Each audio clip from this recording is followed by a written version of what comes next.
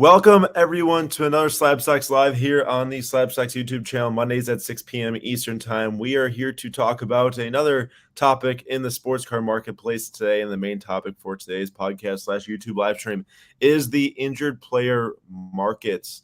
I think that a lot of time we kind of bring up here and there, buy an injured player, it could work out, but don't really give like too much context behind it, or why, or how it works out, or when it works out.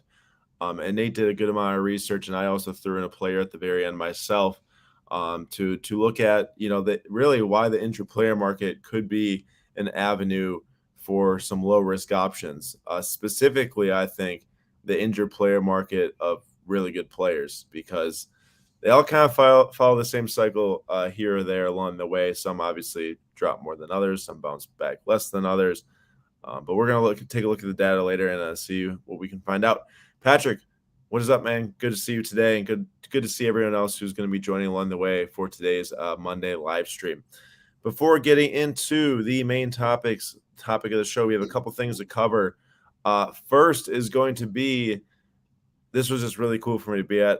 As a lot of you know, I'm in England right now. The sad part about where I am right now is that I'm in Liverpool the day after we lost to Liverpool in the EFL final. So I went to Wembley last night and got to see Chelsea play against Liverpool for a trophy. And then I had to take a train the next morning to the place that we lost to. So not great, but it was a really cool experience. And it's really fun, and actually an amazing match, given that we didn't win.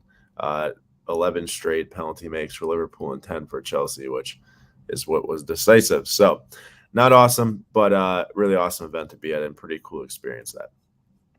A couple more things. Oh, first off, I should let Nate say hi. I didn't even let Nate talk. He's just sitting there. Hola. Hey, it's Nate's back on the Spanish grind. 40. That's right. 42 degrees here in Eau Claire, Wisconsin today. So living life. Thank you for the weather update, Mr. Weatherman. That's right. Just trying to become Mike Trout. That's all. Oh yeah, I remember that. It is 44 in Liverpool, and it was raining earlier, but now it's not raining anymore. Tomorrow it should be 36 to 49, somewhere in that range. Not great. Wow, I would have thought it would be warmer in England, anywhere in England, than it would be here. Well, this is quite north, and when you get the rain mixed, I guess it gets kind of chilly. What's up, Global Sports Card Investor and AO? Good to see you all here as well. But speaking of our next travel plans, I just want to kind of give a SlabStox March travel plan for everyone here watching or listening on podcast, because right now I'm in England. Nate's sitting in Eau Claire. Sounds awesome. But we are going – well, actually, I am. Nate's not. I am going to New York with my dad, who does all of our video shooting at different card shows and different trips and stuff, except for in England right now. We're going to go to the Card Talk, and Ryan Card Collector 2 is part of Card Talk, the trade night at Bleecker Trading. So that's on March 10th from 7 to 10 p.m. We were in New York about almost 3 years ago now, meeting up with our friends Lou and Tyler, who this was way early on when we first met them through, with Gary V. And excited to go back. I haven't been back to New York since then. Mark from Bleecker Trading is an amazing guy. I know they host amazing trade nights. Get a lot of people to come down to the shop, check it out, hang out, and I'm really excited to go do that. So I will be super tired. I'm sure it's going to be a long week after getting back, but it'll be very fun to go do that and check in on some friends and see what's up. Now, after the March 10th trade night, we are going to be going to, and I'm sure a lot of you have heard of what this is, but might not know exactly what it is. It is the Mint Collective, and this is going to be the first Mint Collective in Las Vegas, Nevada. It is happening March 25th to March 27th, so towards the end of the month. This show was delayed from the middle of January date that was set, or end of January date that was set, due to the coronavirus spike with the Omicron. So they pushed it to March, as a good call. And this is going to be one of the most unique shows / I'd say card conferences that's happened. We have not seen anything like this really happen in our space, an accessible way to connect with basically every single person that really contributes a lot to the hobby as a business or individual. And then obviously all collectors can come too. So this is really quite the event that's going to take place. And I'm going to walk through a couple more things I was able to gather here to show you all. But first off, what's up, Michael Brown, and what's up, Jack? Good to see you all here for another SlabStox Live. So Mint Collective introducing a new kind of sports card memorabilia show. Like I said, March 25th to the 27th. It's at the MGM Grand Hotel in Las Vegas. And this is a pretty significant location here because there's a lot of UFC involvement with this event. You know, a lot of UFC fights go down in Las Vegas, and Mint Collective, which is I know it is led by Collectible, the fractional trading app. They are leading the charge here and got a lot of UFC involvement with going to MGM Grand, which is run by IMG, I think is the event host there. And this is the show plan. So this is a card show. I know a lot of people have heard about this as a thought leadership conference, kind of like E3 for video games. But this is also a card show. There's multiple aspects to this event. And these tickets are very accessible and affordable, which I can walk over in a little bit. As you can see, there's a ton of major brands up here, starting off with Whatnot, Bullpen, Midas Labs, CSG, Collectible, PWCC. Golden, Car Ladder, eBay, Panini, Steel City, Collectibles, Fanatics, Columbia Cards, Columbia Hobby. There's a lot of different, and there's also a bunch of different tables in between there too, right? Like that is not just the ones that are on the outskirts, but there's a ton of tables in between there. So this is going to be a full blown marketplace card show. And then on top of that, there's more to come too. But for the card show, if you're like, hey, I want to take a trip to Vegas for a awesome card show that not only SlabStox, but just about every single other brand company content creators are going to be at, you can get tickets for as cheap as $15 a day. So the main show is accessible on Saturday and Sunday in the marketplace. There's a preview event on Friday for the marketplace too, which is like a VIP preview, like a Wednesday night deal at the National. To go to the Friday, Saturday, and Sunday, you do have to buy the full gold parallel ticket. It says it's $350 to go to the full weekend. For the marketplace, you get a couple other bonuses like an exclusive NFL Mosaic or NBA Prism White Sparkle parallel NFT from Panini. Panini and Topps are both heavily involved in getting people who are coming to this event different free items. And then you also get a commemorative ticket or poster by Andy Friedman, Top Spotlight 70. But the main thing is if you do want to go on the cheapest level, you can buy a ticket for both Saturday and Sunday for $15 a ticket. And you can get that on their website. Let me look it up really quick. I just head up on my computer so I don't lead people astray. It's themintcollective.com. And you can basically read about everything I'm saying right now and decide if you want to go or not. And would love to have you there, obviously. But there's also a second aspect to this, which is more than just the marketplace. It is. Oh, no. He's frozen. Can you still hear me? Aaron! Oh, there you are. I can hear you. I can't Sorry, see. I don't. Oh, there you are.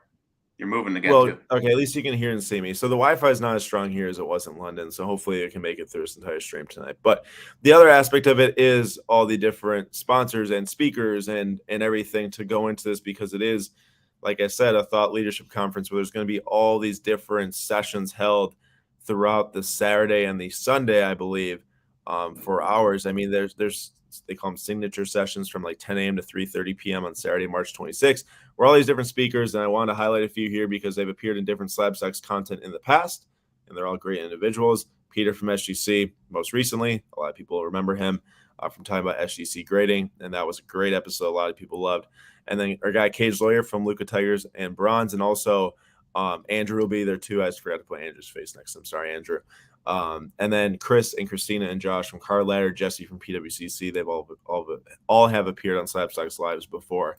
And then our next slide here has got Layton Sports Cards. They donate a lot to the Custom Charity Night last summer. Same with Cherry. He's from Australia, Grayson. So he's coming to the Mint Collective, which is awesome to see.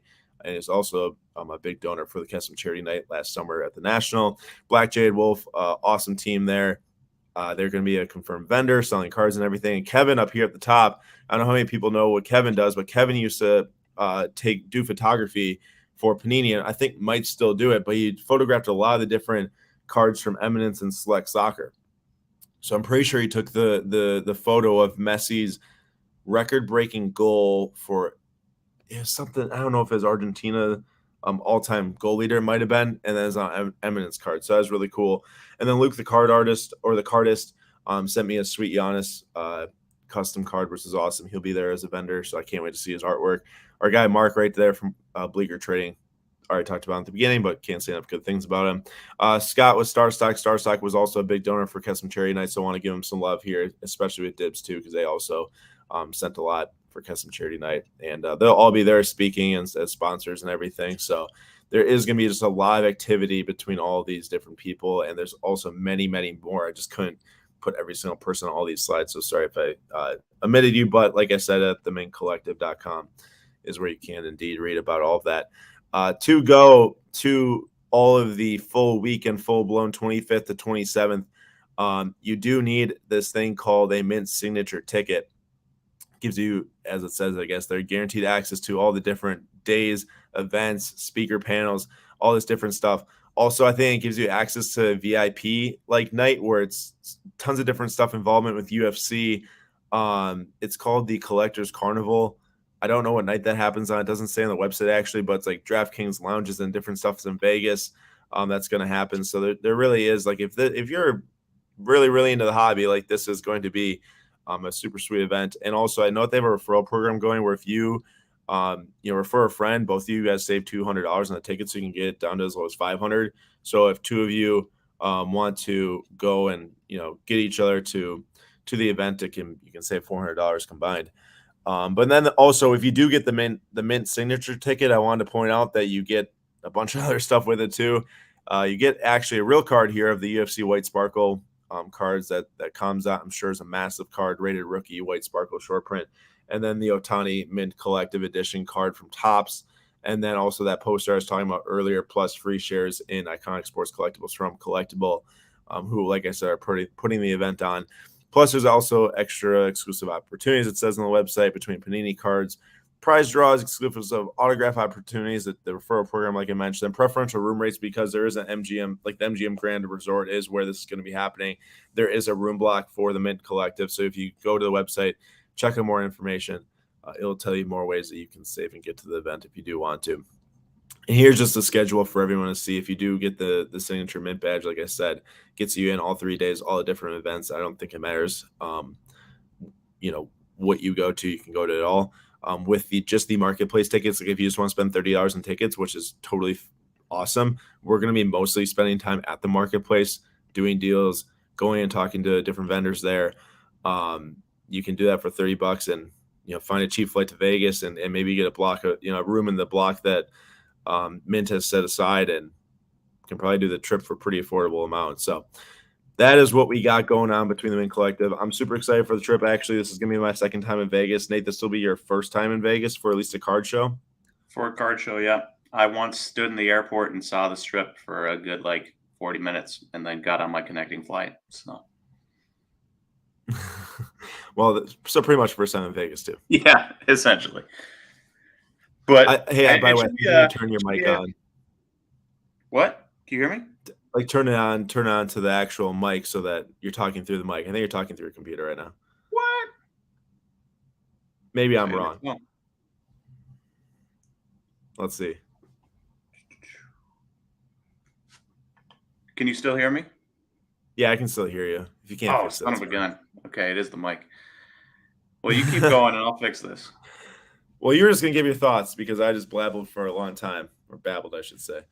But yeah, in general, we're going to cover the event. Excited to share it. And if Nate fixes his mic, I'll let Nate talk.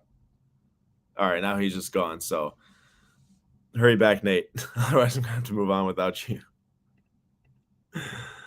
Okay, we're just going to move on. Nate can give his thoughts. Before we're getting on to all the injured player talk, also, Harry, good to see you at the Northern Card Show, too, on Saturday. That was definitely a great time. I was happy to be there. It looks like Nate just popped back in. Nate, are you back? Can you hear me now? Yeah, I can hear you. Sound better? Yeah, it sounds way better. All right, give your thoughts on the show, and then we'll move on. Yeah, I mean, it'll be interesting to see how it goes. Obviously, first time that something like this has happened, like you said, and I mean, they're huge vendors. I don't think there's a ton of like literally tables, so it'll be interesting to see what people bring, because if you go to a gigantic show like the National, um you can find a wide variety of price ranges and other memorabilia and stuff.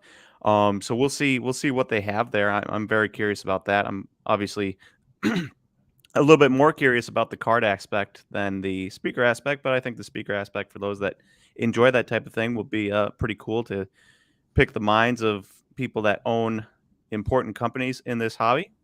Will be interesting for people that really enjoy that aspect, and a kind of a once in a life, not a once in a lifetime opportunity, but a rare chance to get everyone in the same room. Does that make sense? I think that's the most interesting part outside of the National, where like, yes, pretty much every single person I showed is also at the National, and us included. This is more of like a meeting of the minds, because there's a speaker or there's a panel. I don't know which day it's on. I should look quick. But one of the signature sessions, when they have a topic and they talk about it, is very interesting. I'm trying to scroll to find it. I passed it. Sorry, everyone. I don't mean to waste time right now. I just got to control F this, I guess. The future of authentication and grading. So you have Peter, the CEO of SGC. You have Jeremy, the president of Beckett. Andy, the senior vintage card grader of CSG. Kevin Linane, the president of PSA. And then Derek, the CEO of Dallas Card Investors, is going to be the moderator. All sitting at the same table talking about authentication and card grading. That'll be very interesting. That'll be interesting. Now, you said this was being there's a lot of UFC stuff going on here at the same time. Yeah, it's like, I think it's part of mostly that collectors carnival thing I was talking about. That is on Saturday night, I think. But yeah, I mean, there's a lot of UFC involvement in Vegas in general. Who are we going to get in the ring? Well, who's coming to which company president is coming to blows with the other company president? That's what I'm curious. Or maybe, how about this? What content duo is going to come to blows with the other content duo? You and me. That's right. Just kidding. We definitely you and me fighting. I just touch your skin, you melt. Pretty much. That's exactly what happened. All right, we got to move on, though. We got to move on. We're 17 minutes deep here. All right. We'll keep this one quick because I know a lot of people joined last night's PWCC weekly auction, but we had some different cards that ended I want to highlight. Trae Young's 2018 Prism Mojo Auto BGS 9.5, so for 6.6K. That's up about 17% in the last year. While Luka Doncic's triple patch of 25 PSA 10 also sold for 6.6K, which is an increase of around only 8% in the last year and a half. So that's really not that much if you consider how much the card market, at least the high-end aspect, has grown. That specific card, nothing crazy. Prism Auto PSA 10 of Giannis sold for 13.2K compared to the 9.5 that sold for $4,680,000. And that's a huge difference. That's 3 times the price for the PSA 10. 2 years ago, the price gap was only 2 times the price. So it grew, or around there, grew around 40%, the price gap. And that Giannis doubled in the last year, or in the last 2 years, while that 9.5 grew like 30%. So clearly you can see a difference in PSA 10 versus BGS 9.5. People are still going nuts for their PSA 10s. And that's just how the market's going right now. So we got SGC 10 here of Josh Allen. This is a Jersey Relic rookie.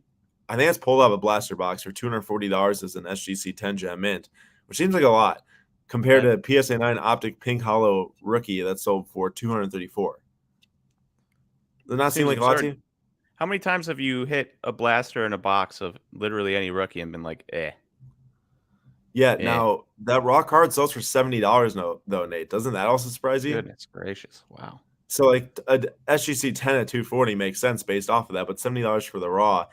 This card I've actually never seen before. It's a sticker with Ronaldo and Messi on there. It's like a card with both their stickers on it from FIFA 365 in 2016. That's the only SGC 10 out there. It's sold for $324. And then the Pele, that is a Sportscaster Auto, sold for $516. The Slabbed Authentic. There was one that sold and buy it now on eBay for $1,000 like 2 months ago, but who knows? Someone just hit a high buy it now. That doesn't necessarily mean it's a true market value. This one I know Nate's going to be intrigued with because a PSA 1010 Juan Soto Bowman Chrome Auto sold for $8,700 last night. But the PSA 10 without the 10 auto, but with an auto that is a 10, sold for $7,200. That's a $1,500 difference between the two. That's a 21% price difference. And now PSA charges 20% upcharge if you get the 10 autograph on your card of the service fee, not of the card value of the service fee. I was about to say. Nate, what do you make of this? Is that ridiculous? I mean, if you've got a clean auto, remember when I had my Juan Soto and we were going to send it into BGS, but then we're like, well, maybe send it into PSA because the auto isn't good.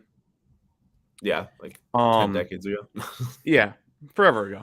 I just wanted to bring it up that I at one point owned this card and regret selling it. It's interesting to me that you can take this card and you grade it for $150, $100 right now. Say you grade it for $100, $150. You pay 20% on top of that. For sure to like 300. Hey, get upcharged like $300 probably. Just okay, $300 upcharge. Why wouldn't you do that? Why wouldn't you go buy all those and collect your 1.2 off of the top? Oh, you would, except for the fact that I don't know. To me, it seems a little silly.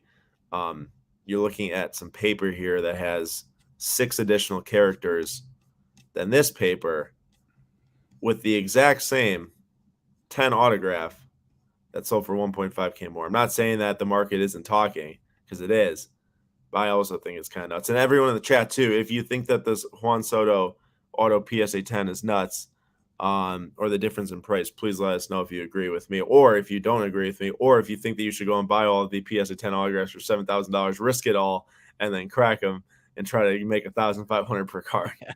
I wonder if you can you just submit it and ask for a grade on the auto? You probably can. You probably can. That's what we have.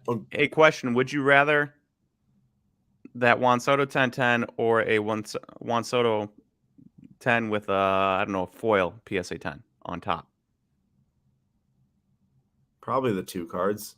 You can sell the foil and make some money and hold on to Bowman Chrome, or the opposite way around. Yeah, me too.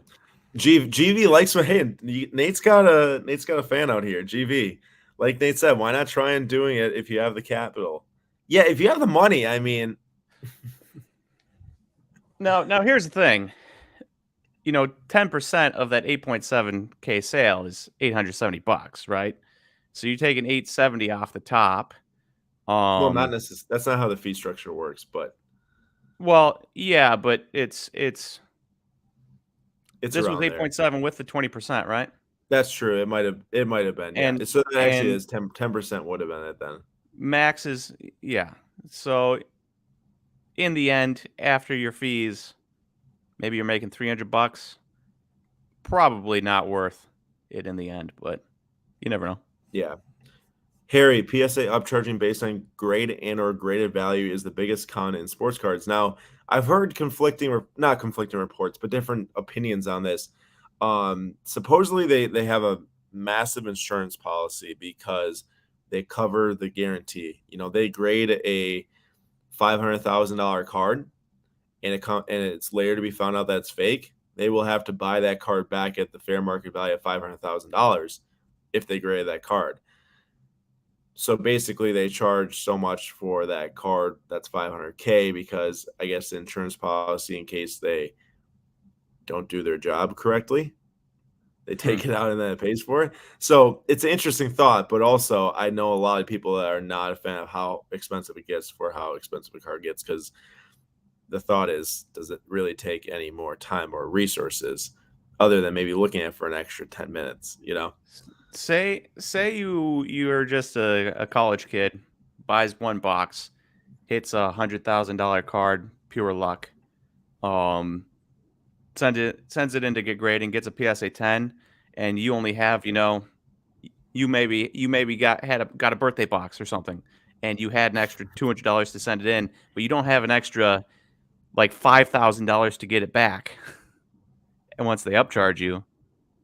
There's a lot of people that say that they actually can't send a PSA for that reason. I don't know about a lot of people, but I've heard people say like, if my card gets a 10 and it's $10,000 versus $3,000, then they charge me an extra $500, but I just can't really afford to add that in, I know obviously if you can add it in, it makes sense to if it does get it. Because then you just sell it and recoup your value. But I wonder if they do something to help in that scenario, if it's a special circumstance. I have no idea. But Harry also sounds about right. Why should the customers pay more in case they can't do their job properly? It just makes no sense. Pretty valid point. Yeah, imagine like any other industry doing that. Like, hey, we want you to pay a little bit more for your car just in case it falls apart, you know. Yeah. I think that this is I meant to click this one. Elias, we need a scale on price differences for Bowman Chrome base versus out 499 out 250 out 115 each grade, etc. That would be dope. We actually used to do similar stuff to that back all manually. Haven't done it in a long time, but I would say it'd be really cool for Nate to like talk with the car ladder team and to try to develop some type of thing like this between all the different data that they have and get something that compares the differences in colors between players and That would grades be between cool. players. It'd be pretty cool. Because then you could finally figure out, because sometimes you're sitting there and you're like, should I buy 2 base autos, or should I buy one refractor auto. or maybe one purple, and you have to add in an extra $20 or whatever. What would be the best option? And sometimes it's hard to figure out, and that would really help. What up, man? You say that Nasty Wander first platinum I pulled yesterday. Oh, that was Brett that pulled. Wait, that was you? What? I was gonna say it was the talk of the town last night. Last night on the PWCC Sunday bidding, Flip Quest. That was every single person that came in was like, Nate, you see that Wander? You see that Wander? So many Brett, people. congratulations. Brett, I what's have a the question plan for you. When you pulled it and you saw it, did you think it was just a foil and then you flipped it over and saw the one of one, or did you know it was a platinum right away? I am very curious because obviously it kind of looks very like rainbow foily from the pictures I saw. I want to know if it was different for you than what I would have expected, because I would have just been like, oh, foil. Of course, you would have flipped it over then to, check to see if it had been gradable and then seen the 101. But I am curious. Well, we'll see what he says. Elias says it doesn't think he knew it was a 101. We'll keep moving throughout tonight's stream because we do have to keep going on. But I did want to point out, everyone, whoever did join last night in the PWCC Weekly Auction number 6, 800 of the items at the very end, bidding was impacted. Bids couldn't go through, so it got pushed back to where all the 833 M's that were impacted are now going to be ending on Sunday, March 13th, one of which was our Anthony Simons. So technically it didn't sell. And my fingers are crossed that it still as well on March 13th. Wait, your Anthony Simons didn't sell? I messaged you that this morning. You did? I missed it. Yeah, I sent you a snap message. Yeah, so it's going to go down March 13th. So let's fingers crossed that Anthony Simons stays hot for the next couple weeks. Wait, is it starting at the same price or is it restarting? No, it restarts. Oh. So we'll see what happens. We'll see. But go ahead and talk about Brett's. He did not know it was a platinum, thought it was out of 76. I can't imagine. I can't imagine thinking you hit a massive Wander Franco and then flipping it over to find out you hit an even massiver? More massive? A more massive Wander Franco. That would be just electric. That would be. I'm sure Brett, you had to keep some cool hands on that so you didn't shake and drop it. But it's time. It's time for us to move on to the main segment of the podcast here. And Brett says, love your guys' content. Keep up the grind. Well, thank you so much. And Brett, keep pulling fire because that's one of the best hits of the year so far in 2022.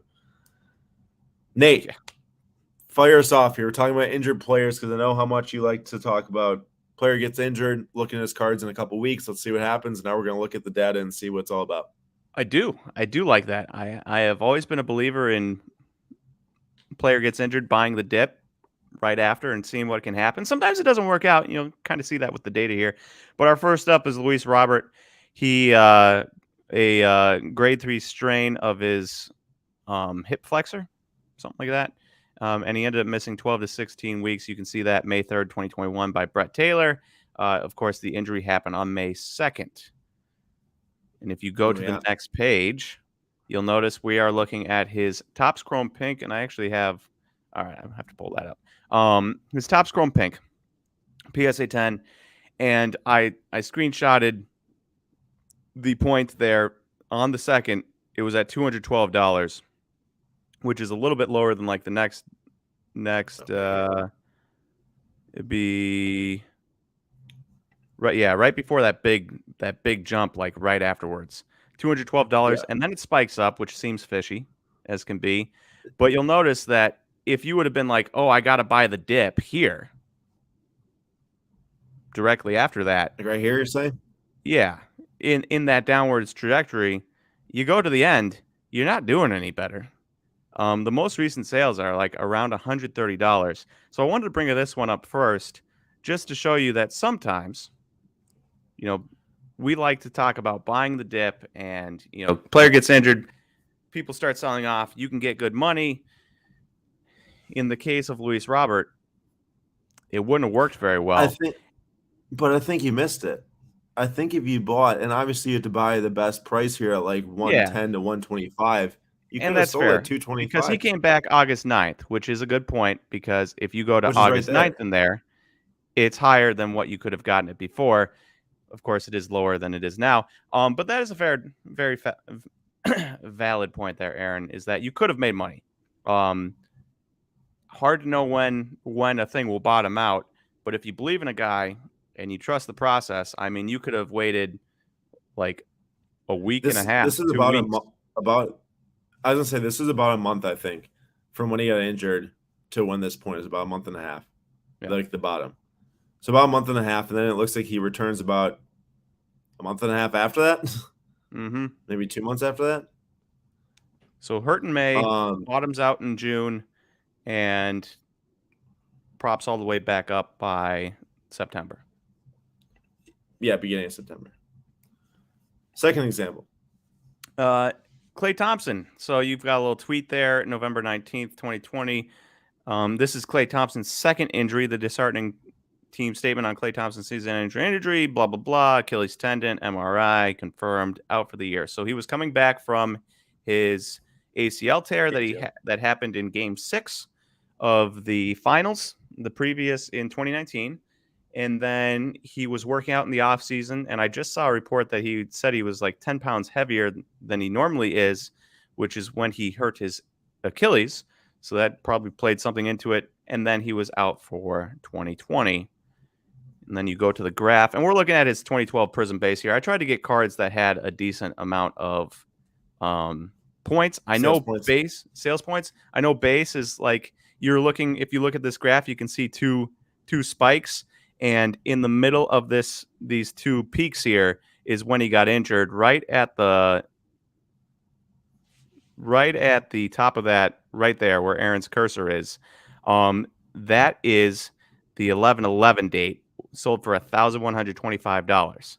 And then he gets injured, and within 2 weeks, or basically 2 weeks later, it's down to $670. Which is a perfect, buy the dip as the cards just shot straight down. Now, of course, he didn't play at all, but 2021 happened, and Prism base, the whole market exploded. So you can watch again as this whole market for the second time. Yeah, just shot up without him doing anything. So this is a graph that you should not expect to have happen again. Like it's very unlikely. The little section down here between 11.6 and like 212, that's a little bit more likely. You buy it at the bottom, you get a couple $100 maybe, but you're never going to be picking up, $1,000 off of a card buying it anymore.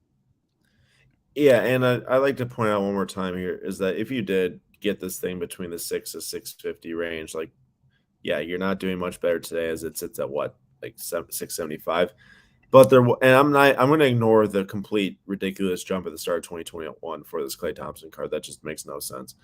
But if you do have it, like as he's starting to come back this season, the normal buy it when he gets hurt, sell it when he returns time frame, you are going from about 625 to around like $850 to $1,000. I mean, if you buy it at the bottom and sell it at the top, but right. But keep in mind, I know that why Nate got these cards in the graphs, because you can't read a graph on a card that sold 3 times in the last year. It's not going to show you a trend at all. But there's a lot of other cards that you could have bought after you got injured, like autographs, like serial number cards, like raw cards you can grade. So many different things you could have bought in this range here after you got injured and sold around here and made good money. For example, we bought a Klay Thompson Eminence patch auto I really valued it because it was out of 10. It was on card. It was game worn from 2014 Eminence. Not even a rookie card. I think we got it for like $1,000. And when he returned, we got like I think it was a $2,700 sale on it. So clearly that's outperforming this Prism base PSA 10. And that's just on one that I didn't even buy when he got hurt. I bought it like 2 months before he came back from injury. Yeah. So there's And definitely a lot of things you could. Sometimes you look at this and you see the trend upwards. There's a million price points in that.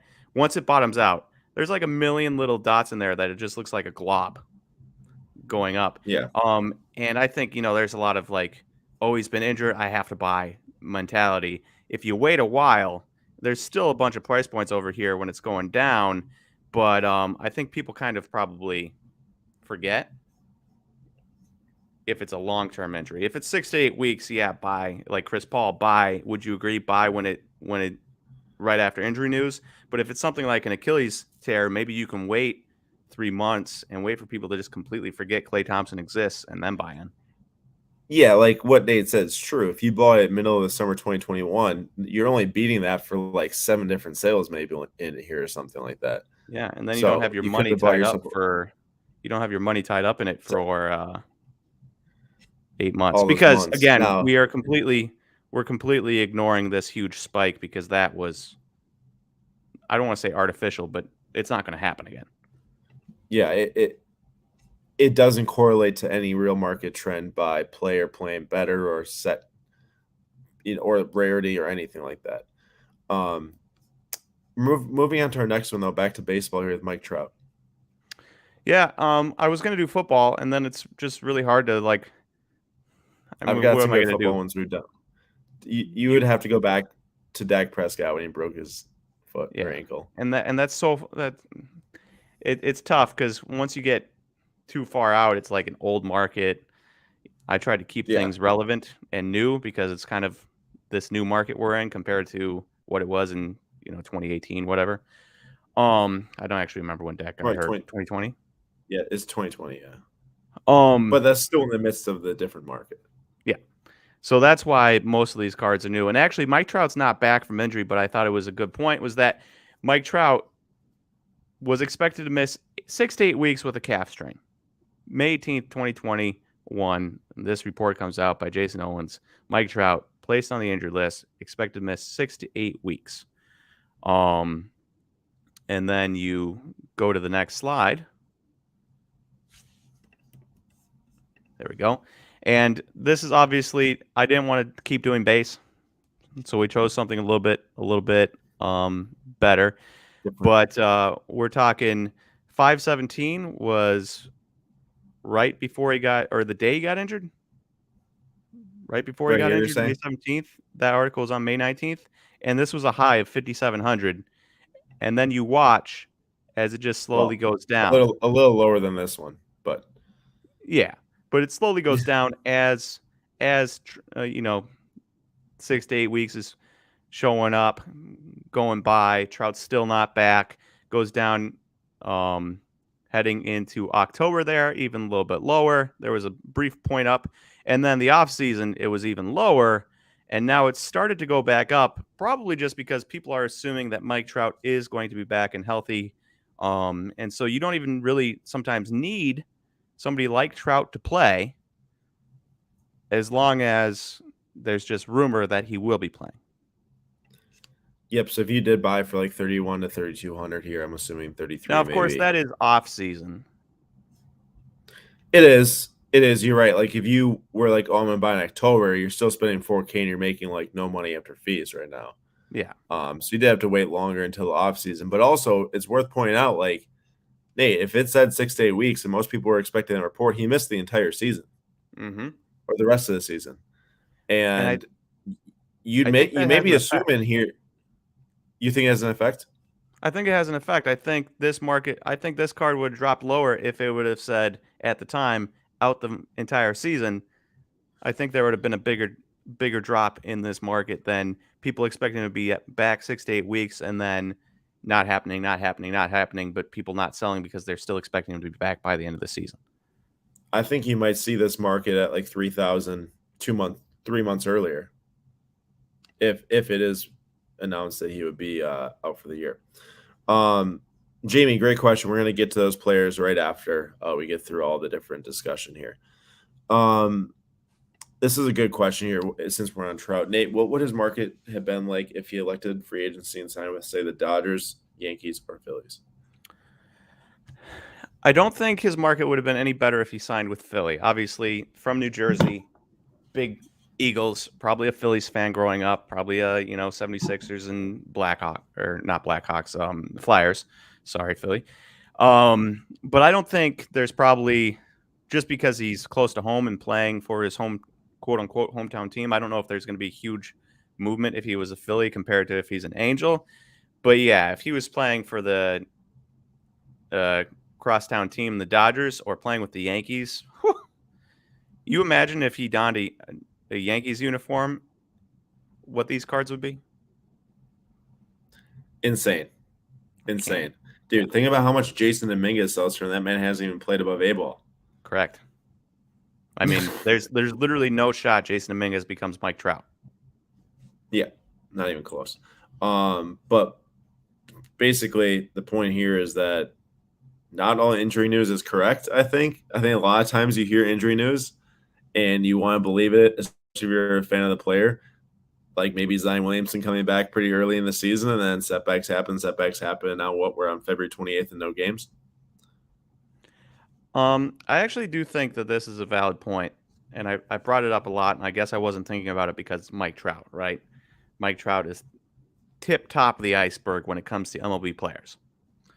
But then you look at a team like the Dodgers and guys like Cody Bellinger, Corey Seager, Mookie Betts, all on the same team, all kind of undervalued. And I wonder if it's because they're all on the same team. And I think we'll find out if Corey Seager stays healthy this year, what his prices do with the Rangers as kind of the face of that franchise.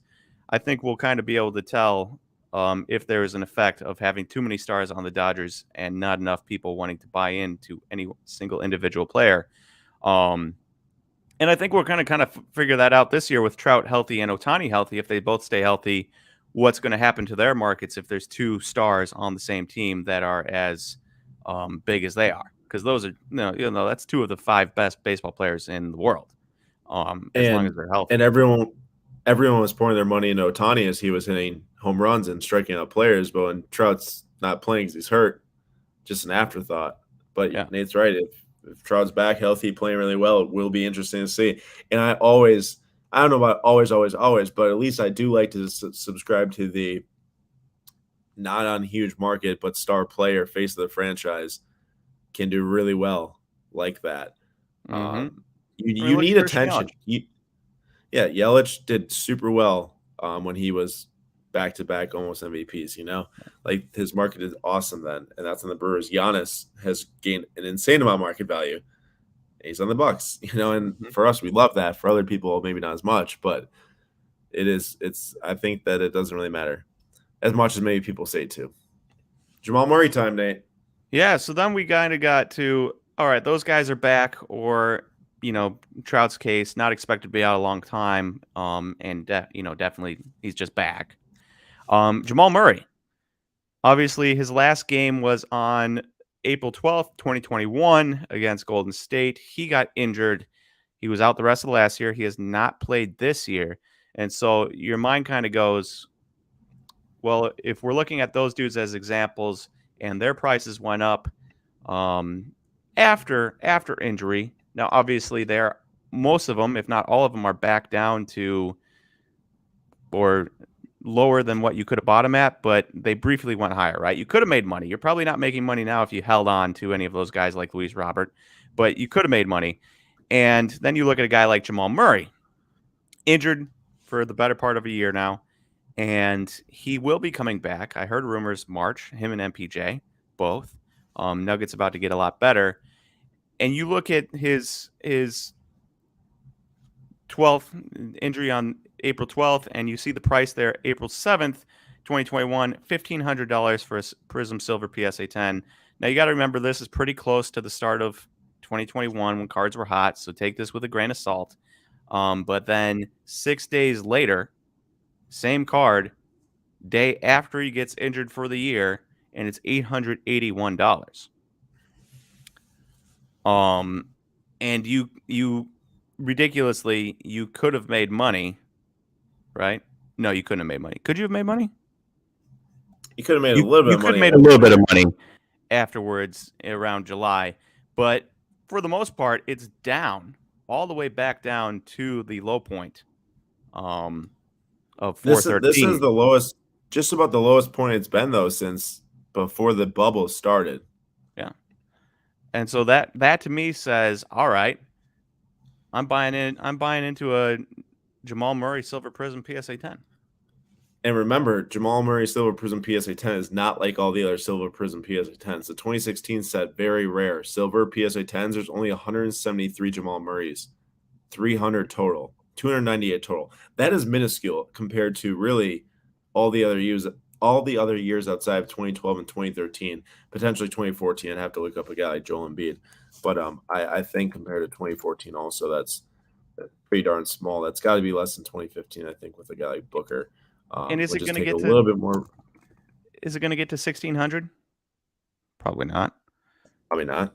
But he comes back healthy, and the Nuggets are playing well in the playoffs with him and MPJ and Jokic. 1200? I could see that.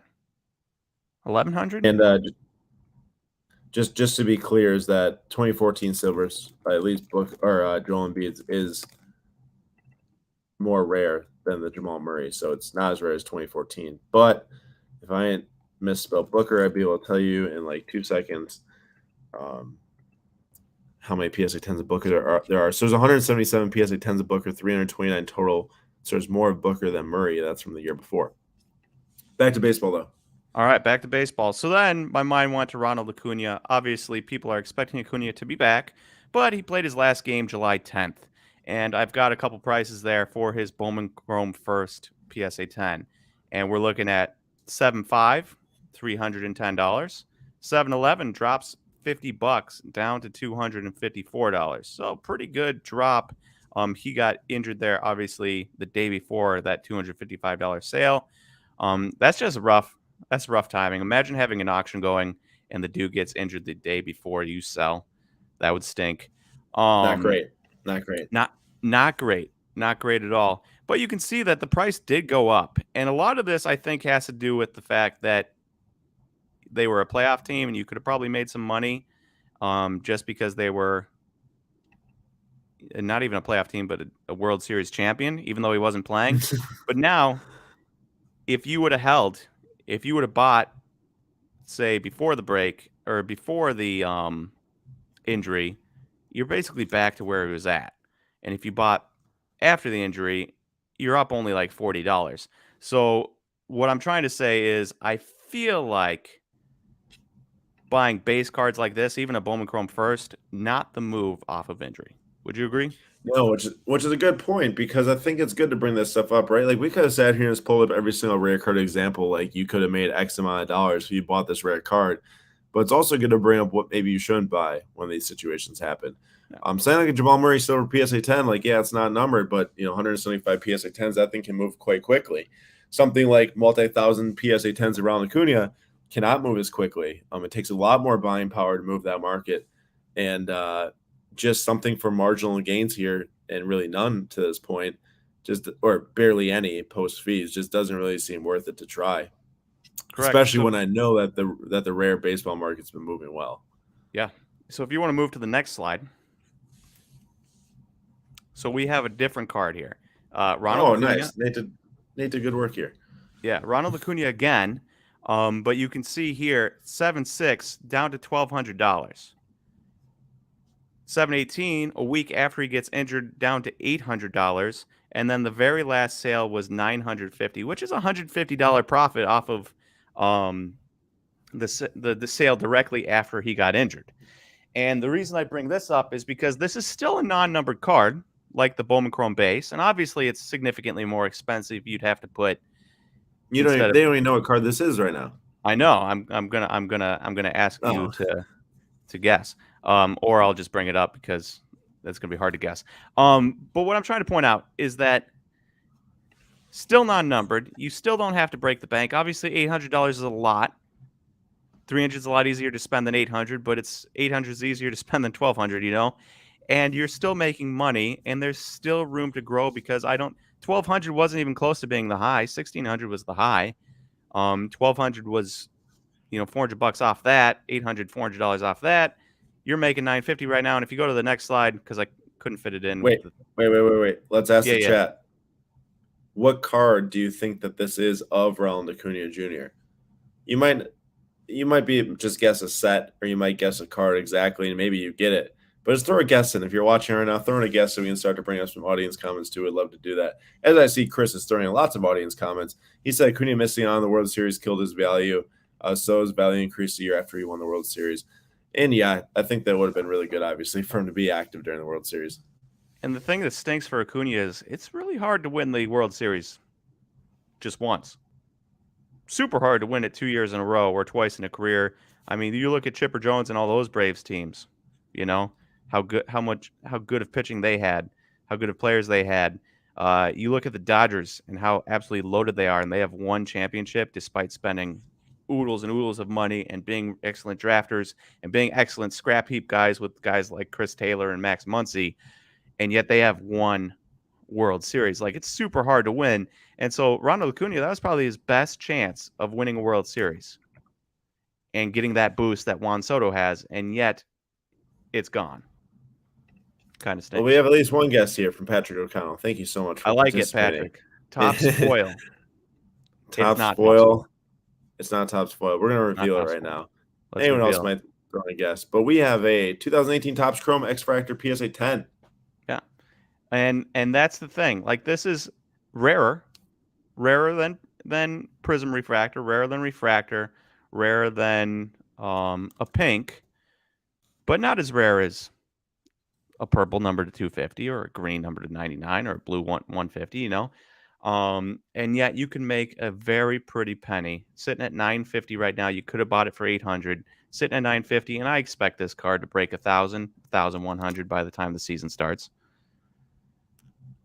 And so you look at these two Ronald Lacuna graphs. The base card, you're barely making any money from before he got injured, and it just hasn't moved the needle, to this that has moved decently well. Pays to invest a little bit more money and get the rarer card. I think that's what we're seeing a lot. I would say, and if you are on a budget, sometimes you have to look at raw and look into grading, or sometimes you have to look into what's the type of thing that people want to buy to actually have in their collection too. I don't think that many people are trying to buy a base Ronald Acuna non-graded to have in their collection, most likely. So sometimes that works out better because you can find a buyer easier who's willing to pay a little bit more. Dustin May. We got Dustin May. And the last one I had was Dustin May, because we grabbed a pretty significant star in the NBA. We grabbed a pretty significant star in the MLB. So I figured I'd go tiers and tiers lower and grab Dustin May. Now, Dustin May himself is a very nice pitcher. He had a under 3 ERA in his 25 innings he pitched as a starter, five games with the Dodgers last year before he got injured. Clayton Kershaw might not be back with the Dodgers, so Dustin May might play a more significant role on this next year's team, which would be interesting. So he's a very good pitching prospect and significant, but to the card market, he is not significant. And you're looking here, he got injured against our Brewers May 1st through 1.2 innings and then was out for the rest of the year. And that was on May 1st. On April 29th, his Topps Chrome Refractor PSA 10 sold for $94. Now, this is probably a very low pop card. Keep that in mind. Sorry, I did that on purpose. But I know you weren't done talking about it yet. I'll pull it back up. So $94, and you can see the trend. There was a few that weren't even close to $94, but a little bit higher than the bottom. But mostly it's way, way down, and now it's down to $20. And the reason I bring him up is because you want to talk about a guy that's a buy coming off an injury. Dustin May was really good. Elbow injuries aren't as scary as they used to be. This is a dude who's going to get major innings for a major team, And we're talking $20. $20 for a Topps Chrome Refractor PSA 10. There's no reason this card can't be a $40, $50 card if he's pitching well. So I think of all the guys we've gone through, this might be your best buy. This might be your easiest path to money. And this is a budget buy too. $20, And Nate? it's a budget buy. But honestly, you could buy, instead of one Ronald Lacuna Bowman Chrome first, PSA 10 for $300 right now, right? You could buy 15 of these Dustin Mays. Which one do you think is going to make more money? Probably this one. You got more flexibility too. Yeah. I want to point out, Nate called out that he got injured on, what was that, Nate? Well, the point May before 1st. injury. May And 1st. the So last January point. January 9th was the last was the April 29th. or April 29th, yeah. So it's April 29th. The funny thing is that Carlayer started to track pop reports on April 29th exactly. Oh. So April 29th, there was 50 graded of this card, 51. Today, there's 317. Okay. So we're talking about 6 times the supply in the market, which definitely contributed to the price dropping on top of the injury. But this is a good point here, is that you see here from April 29th to December 2nd, that thing went from 51 to 240 or 246, 270 by January 6th. From January 6th until now, yeah, there's been like 30 more added, but hasn't been like 300 more added. And if you buy after this card's flattened out like this, and the supply is not coming to the market super fast, since you can see that the curve's starting to flatten here for the Dustin May PSA 10 getting graded, that's a pretty good recipe, Nate, isn't it? Yeah. And honestly, 317 looks really bad when you're comparing it to 51, but 317 does not look bad when you're comparing it to a ton of other cards in this market. Like 25,000 Ronald Lacuna update PSA 10s.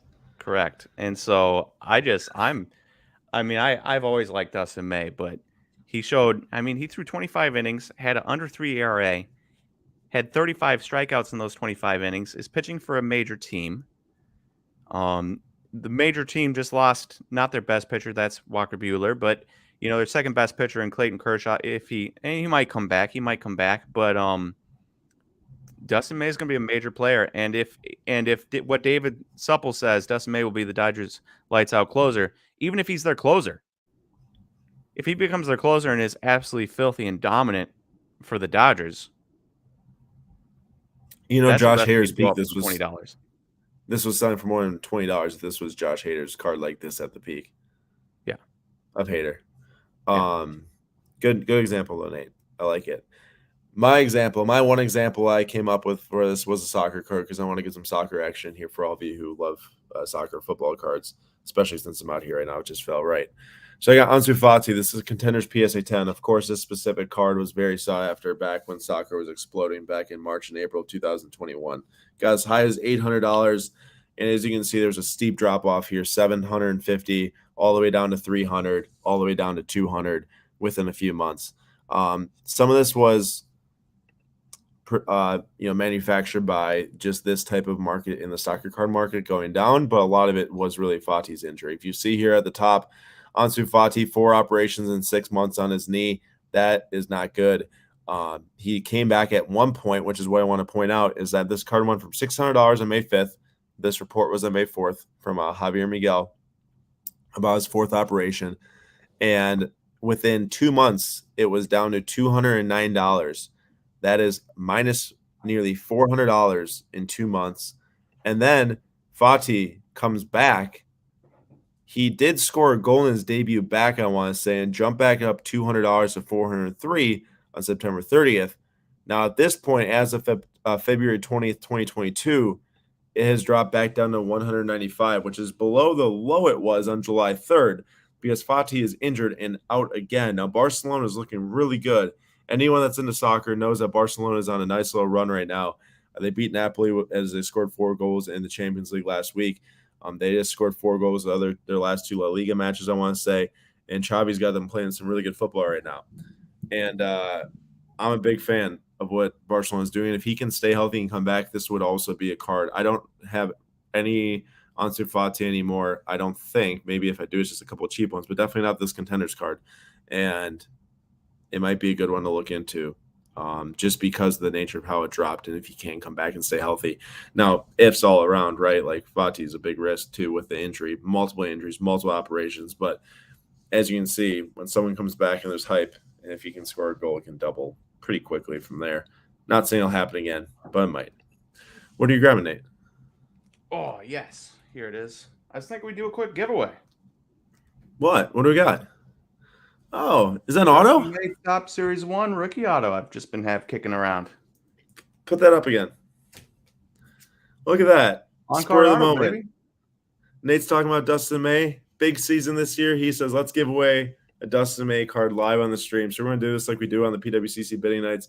I'm going to put a line in the chat.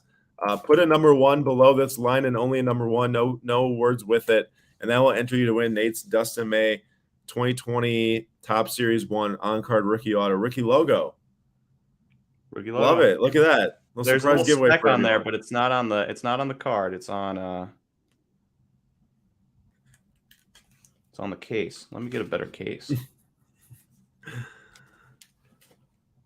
Let me get a better sleeve too. But yeah, I knew I had this kicking around. We got a lot of people in here. Everyone's a little quiet tonight, but we got a lot of people in here ready to win a Dustin May. Yeah. Hey, so we'll let this go for a few minutes here. I'll say 2 more minutes until 6:04 Central Time, and then I'll grab the list together. And then as I'm grabbing the list together, I'm going to ask you all to ask a few sports card related questions, and Nate will answer some as I'm pulling the list together to end off the stream tonight. Perfect. So thank you, Nate. Thank you, Nate, for very graciously giving a Dustin May auto to someone to sell when comes back and dominates. Yeah, that's the hope. Jokes on the somebody's loss is your gain, because I think I tried to sell this on eBay and dude never paid and never felt like relisting it. So there you go. Here we are. It all works out. Oh, what about MPJ? Hayden Jones, good question, and Zion too. So MPJ, we don't have MPJ's dad in here, although I kind of thought that Nate was going to get it, which is why I have MPJ on the outside cover of this entire I did video. think about MPJ, but then I went with Jamal Murray. So I can screen share quick here as we're letting this giveaway happen, do a little bit of an on the fly look at MPJ's Prism Silver PSA 10, of course, on Card Letter Pro. So if we look at the last 6 months, this will give us the view of when his kind of injury started. Man, going into the season, this Prism Silver PSA 10 here popped 2,087, was as high as $840. Big disappointment, because once he got injured, this thing dropped down like crazy, like really bad, really bad, all the way to 165, 168. But recently been getting some heat as the rumors are turning up, and now it's up to 250. It looks like, with the last seal being like 186 before that, but that was kind of off from all the other 250s. So yes, it has increased some. It's got a long way to go to get back to the $400 to $500 range, which is what I would say MPJ's peak hype was. Well, okay, excluding the bubble, excluding the crazy increases, but like the peak, like coming to this year, people were expecting him to be co-star number 2 to Nikola Jokic, and injury just completely derailed that. This graph looks so ridiculous, by the way. Yeah. What do you have to say about him playing poorly before he got injured? You do know that he was playing with like a pretty injured back for a lot of those games, right? Still playing poorly. All right, let's go. Let's have Nate tear his knee like he did in softball. Throw him out there for 5 games and see how well he plays. I didn't hurt. But I didn't tear my knee. I know. Still intact. Hurt real bad though. I want to point out really quick here, 2 years on this graph, only a $66 gain if you bought this in March 7th, 2020, which was before the NBA season got suspended, or not suspended because of COVID. Oh my gosh, look at this, man. Look at this. Okay. Goodness gracious. But yeah, that's where we're at on MPJ Silver itself. And now I'm going to close off this giveaway. This next line I'm placing, do not place ones underneath this, Nate. You don't either, because that is going to close the giveaway off for the Dustin May, not PSA 10, but Dustin May on-card auto things. There we go. I should just hold it like that. On card, baby. Thanks to Nate. Shout out to my top Series 1 ripping days. Nate, good question from Patrick O'Connell. And yes, as I'm doing this, feel free to throw in your questions. If they're for Nate, that's awesome because I have to put together a list. If you have a soccer question, I can maybe try to answer. Nate, would you rather buy a Tatis Bowman First Refractor Auto PSA 9 for 4K or a base Auto PSA 10 for 5K? When push comes to shove, I'm always going with scarcity. One's numbered to 499. One, we don't know how many Bowman Chrome base autos there are of Tatis.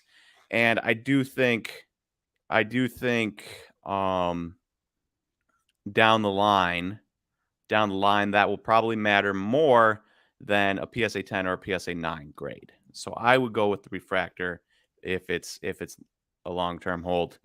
And then Austin asks about Tyler O'Neill. I love Tyler O'Neill, and I hate saying it because he's a Cardinal. Aaron, don't say it, Nate. Come on. He's so good, and he's so undervalued. Nobody gives him respect, and yet he is super good. Super good. Got power for days. Has a good eye at the plate. Pretty good defensively. There's not much to hate about Tyler O'Neill, and I think he's just going to keep getting better. Will he be a 900 OPS guy? I don't know about that, but high 880s for a number of years, I could see that happening. So Tyler O'Neill's a stud, and not only that, but I saw a video one time of him bench pressing 405 pounds. When's the last time you saw a baseball player bench pressing 405 pounds? That dude is jacked. He really is. I want to add into Patrick's question here is that I really think that Nate's answer was spot on, especially for saving the money, especially because the refractor auto at $499 just looks so much better. Like, it just looks so much better than the base auto. Also, moment of silence for Aaron, buying a Tatis refractor auto off $499 for $50, grading it for $20, getting a BGS 9.5, and selling it for $250 in the matter of a month. Way back when. Was that after he got moment traded? Of silence. That was, after he got traded to the Padres? Yeah, it was. Can you imagine? Could you imagine a team nowadays taking who would be a Justin Shields type guy? That'd been like the Diamondbacks trading.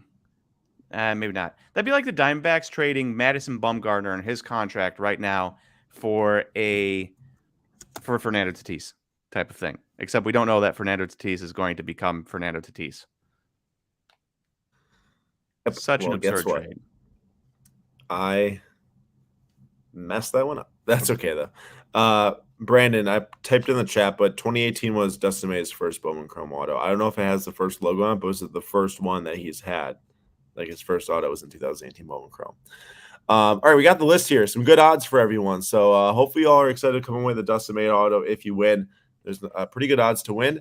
And email us info@slabstox.com if you are the winner, and we will align. You want to type that in before we start?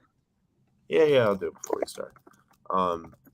Email us if you are the winner. Here we go. 1, Nate, I can't wait to guess. This is our best odds to guess correctly. This is our best 2, odds. Here we go. Okay.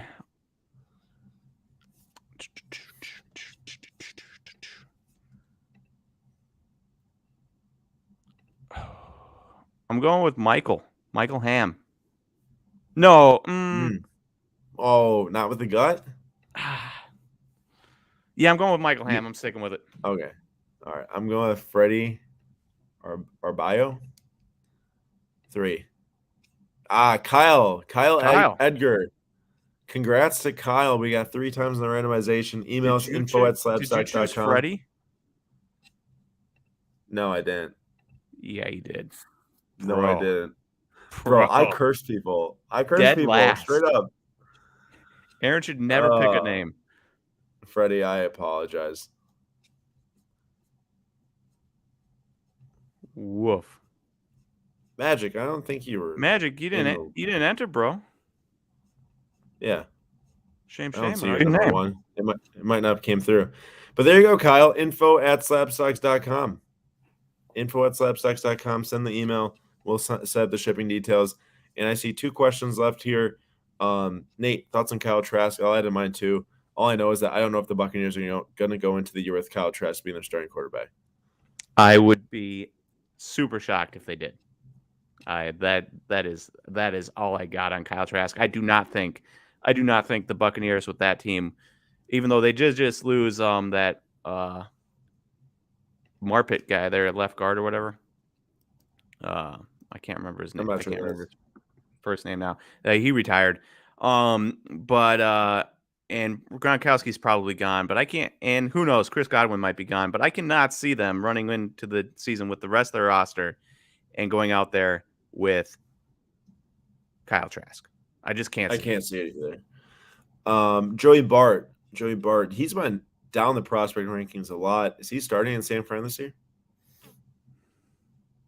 That's a good question. I don't have Nate, an did answer you for play you. ball?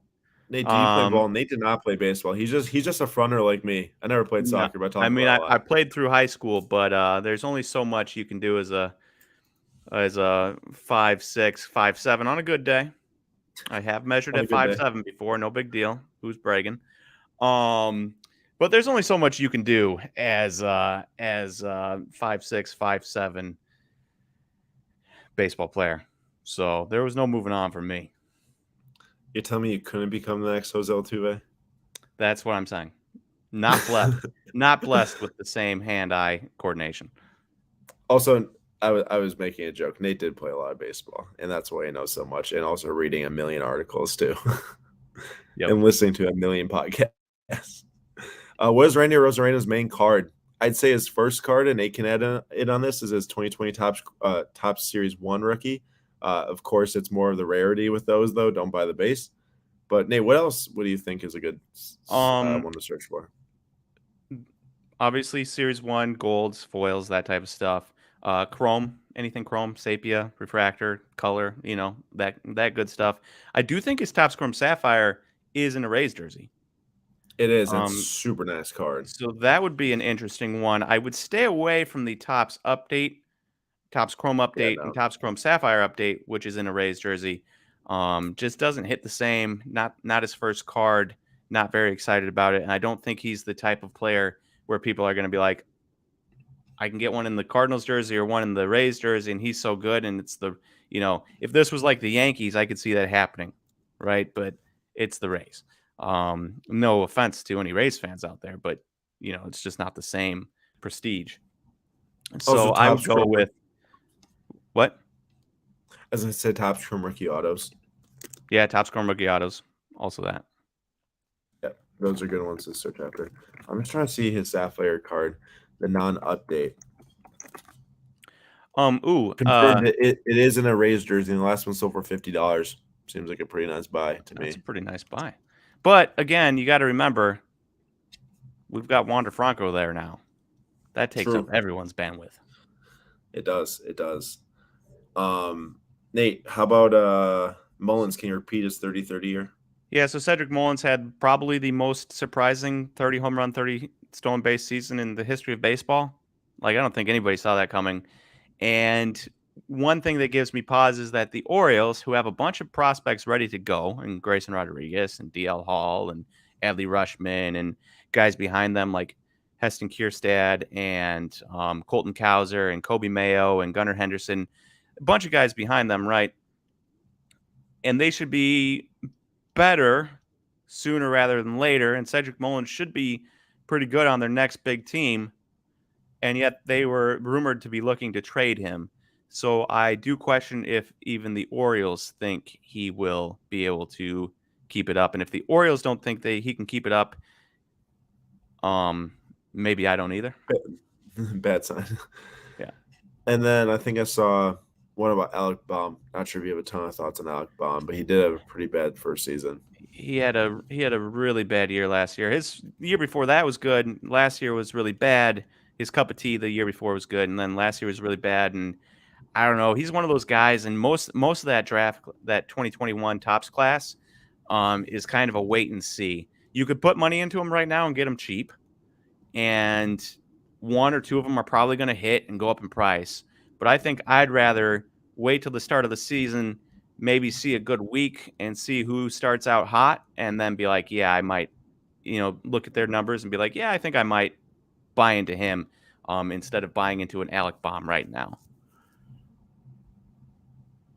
There you go. I've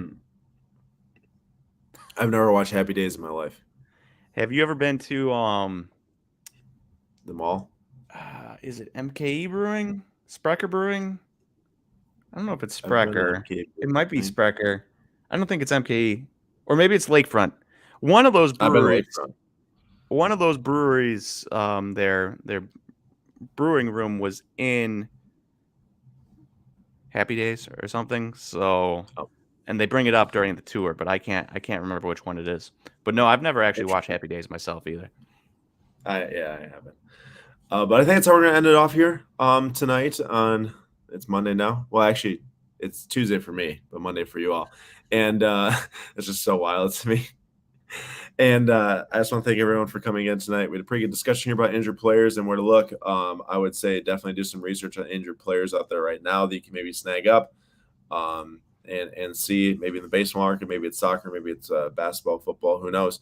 But Magic, it was good to see you as well. And do not forget, if you do want to go to the Mint Collective, please go to themintcollective.com and check out to see. I mean, obviously it's a trip, but to book and stuff. But I mean, hey, if you're really into sports cards and this is your passion, this is part of your life, I mean, I would suggest going if you can. And we're excited to go. And then also Whatnot, Nate's going to be live this week. He's actually going to be doing 6 p.m. Eastern time both days. Okay. Nate, we'll talk about that after. Both days, 6 p.m. Eastern time, Wednesday and Thursday. But that's all we got. Thank you, everyone, for joining. Thanks for the great questions tonight. And also, we'll get that Dustin May shipped out to you. That was for Kyle. So thanks again, everyone, and we'll see you all next week.